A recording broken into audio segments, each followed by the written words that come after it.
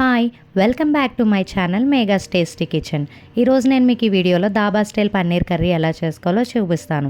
ముందుగా 200 గ్రామ్స్ పన్నీర్ తీసుకొని క్యూబ్స్లా కట్ చేసుకొని పక్కన పెట్టాలి. తర్వాత ఒక బౌల్ తీసుకొని అందులో ఒక కప్ పెరుగు, కొంచెం పసుపు, కొంచెం కారం, కొంచెం ధనియా పొడి, కొంచెం జీరా పొడి, కొంచెం గరం మసాలా పొడి, కొంచెం కస్తూరి మేతి వేసుకొని బాగా కలిపి పెట్టుకోవాలి. పెరుగు అన్నది చిన్న చిన్న ముక్కలుగా లేకుండా బాగా విస్క్ చేసుకోవాలి. ఇలా కలిపిన దాంట్లోనే మనం ముందుగా కట్ చేసుకున్న పన్నీర్ ముక్కల్ని వేసి బాగా కలుపుకోవాలి. ఈ మిశ్రమం మొత్తం పన్నీర్కి బాగా పట్టినట్టు కలుపుకొని ఒక గంట పాటు పక్కన పెట్టుకోవాలి. తర్వాత ఒక పెద్ద సైజు ఆనియన్ తీసుకొని చిన్న చిన్న ముక్కలుగా కట్ చేసుకోవాలి. ఇలా కట్ చేసుకున్న తర్వాత 2 పెద్ద సైజు టమాటాలు తీసుకొని పొడుగ్గా కట్ చేసుకొని వాటిని మిక్సీ జార్లో వేసుకొని టమాటో ప్యూరీ రెడీ చేసుకోవాలి.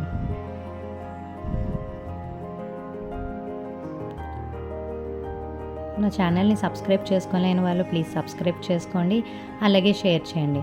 మీకు నా వీడియోస్ నచ్చినట్లయితే లైక్ చేయండి. తర్వాత ప్యాన్ పెట్టుకొని కొంచెం ఆయిల్ వేసుకొని ఒక గంట పాటు మ్యారినేట్ చేసుకున్న పన్నీర్ ముక్కల్ని ఇందులో వేసుకొని ఒక 5 నిమిషాల పాటు ఇలా ఫ్రై చేసుకోవాలి.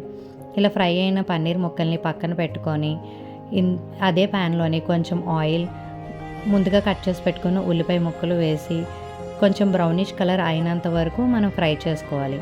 ఇలా ఫ్రై చేసుకున్న తర్వాత టమాటా ప్యూరీ ఇందులో వేసుకొని అందులో కొంచెం అల్లం వెల్లుల్లి పేస్ట్, పసుపు, ఉప్పు వేసుకొని కలుపుకోవాలి.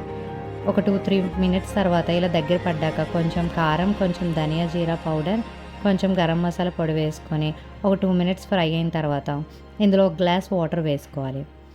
వాటర్ బాగా మరిగిన తర్వాత ముందుగా మనం పన్నీర్ ముక్కల్ని ఫ్రై చేసుకున్నాం కదా, వాటిని ఇందులో వేసుకొని కలుపుకొని ఒక 5 to 7 మినిట్స్ పాటు మూత పెట్టుకొని ఉడికించుకోవాలి.